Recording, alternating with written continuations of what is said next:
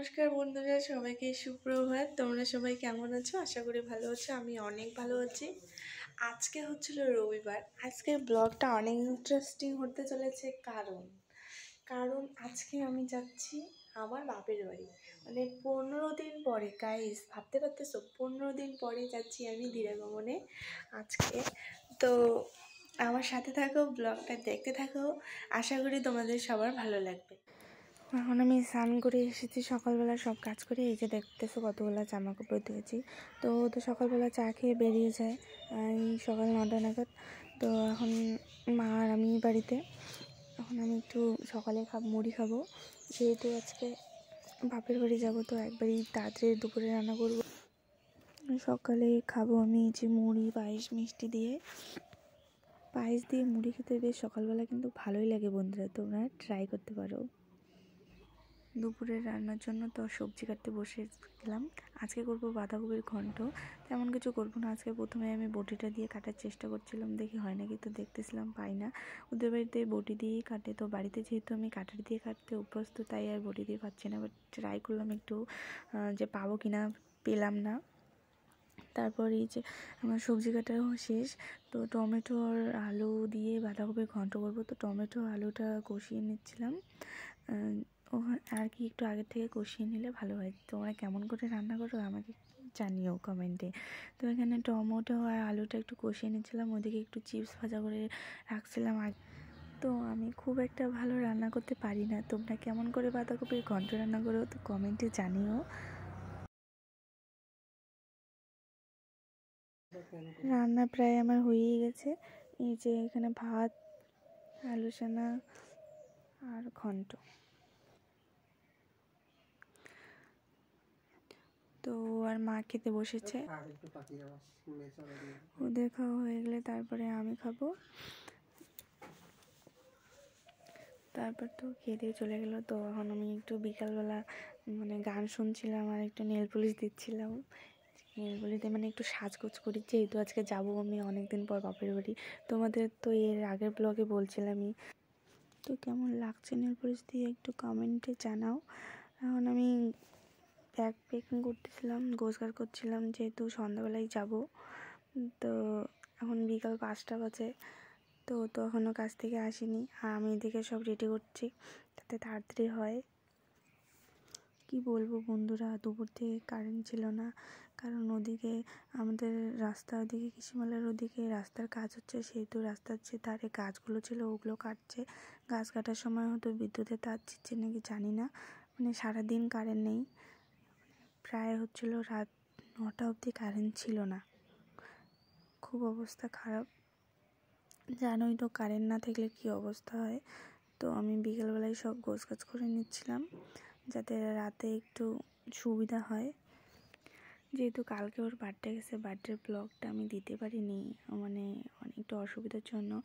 তো ওর ভাগ্নি আজকে ওকে সারপ্রাইজ দেওয়ার জন্য কেক নিয়ে এসেছে আজকে। মানে আমরা আসবো তার আগে আগে ওর ভাগ্নি, যে দেখতে পাচ্তেছো, এটা হচ্ছিল ভাগ্নি, নাম অর্পিতা সাহা। তো ওকে সারপ্রাইজ দেওয়ার জন্য দরজা আটকেছিল। মানে কারেন্ট নেই গাইস, বুঝতে পারতেছো, মানে কারেন্ট নেই, মোমবাতি জ্বালিয়ে সমস্ত সন্ধ্যাবেলার কাজ করা। তারপর তো কেক কাটিং হলো। তারপর কেক কাটিং, খাওয়া দাওয়া করতে প্রায় রাত 8টা বেজে গেল। তো আমি এই যে রেডি হয়ে গেছি আসার জন্য। তারপরে এই যে এখানে আমার মেজদি, বদ্দি, মানে হচ্ছিল আমার মেজো ননদ, ছোটো ননদ, এরা আসছিল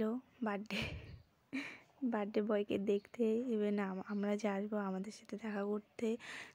তো একদম সব খাওয়া দাওয়া কমপ্লিট করে এদিকে যে আসার একটু নিয়ম আছে, নিয়ম করতেছিল। তারপর সবাইকে প্রণাম করে সবার বড়দের আশীর্বাদ নিয়ে, ঠাকুরের আশীর্বাদ নিয়ে দুজন বেরিয়ে পড়লাম। আমি জানি তোমরা হয়তো কমেন্টে জানাবো যে তোমরা দুজনই কেন, আর কেউ আসেনি কেন। মানে কি বলবো, ওর তো নিজের কোনো ভাই বা দাদা নেই, আর জাম্বু ছিল, তো ওনাদের একটু অসুবিধা, যার জন্য আমাদের সাথে কেউ আসতে পারেনি। আমরা দুইজনই এলাম। তো এই যে ও গাড়ি এখন বের করছে, এদিকে সবাই আমরা যাব দেখার জন্য গেটে দাঁড়িয়ে। তখন প্রায় 8:30টাই বাজে। তো আমরা এখন রওনা দেব। তারপর চলে আসলাম এক মিষ্টির দোকানে, তিনটা মিষ্টির দোকানে। এখানে মিষ্টি নেব বাড়ির জন্য। তো এদিকে মিষ্টির কথা বলছে, আমি একটু ফটো উঠছিলাম।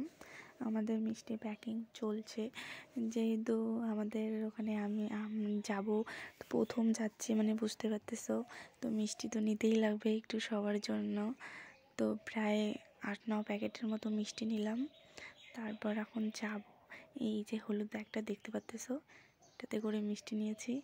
তো বাড়ি চলেই আসলাম। তারপর বুনু মোবাইলটা নিল, মানে কি বলবো বুঝছো, বুনু আর আমার এক ভাস্তা ছিল, ওরা এই গেটটা সাজিয়েছে। যেহেতু বলো তো কি, বিয়ের 15 দিন পর আসতেছে, মানে সব আত্মীয় স্বজন, বিয়েতে যারা আত্মীয় স্বজন এসেছিল সবাই চলে গেছে।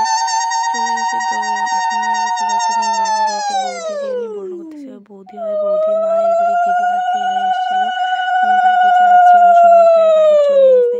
আর যেহেতু মানে আমরা যে আসলাম তার 2 দিন পরে আবার আরেকটা বিয়ে বাসের বাড়ি, তো ওই জন্য আর এখন আমাদের দেড়াখনের সময় এখন কেউ আসেনি। তো মা এদিকে নিয়ম করে মিষ্টি খাওয়াতে লাগে, জামাইকে মিষ্টি দিচ্ছে, খাওয়াচ্ছে।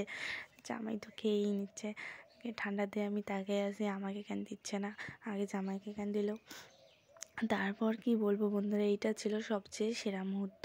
মানে সব বুনুদের, মানে সব শালিদের একটা দিন থাকে, এই হলো সেই দিন যে জিজুর পা ধুয়ে দিয়ে টাকা আদায় করার পালা।